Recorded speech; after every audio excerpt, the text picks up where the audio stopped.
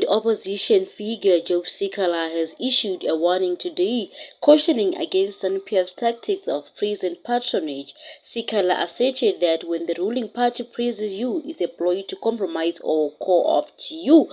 Don't be fooled by the flattery. Sikala urged, the devil wants to compromise you, refuse to be patronized. And this is what Job Sikala said. Job Sikala's statement has sparked debate and reflection among political commentators and activists, with many nodding in agreement. His words serve as a reminder to remain vigilant and true to one's principles in the face of manipulation or co-option attempts. The statement also highlights the ongoing political tensions and posturing between the ruling party and opposition forces in the country.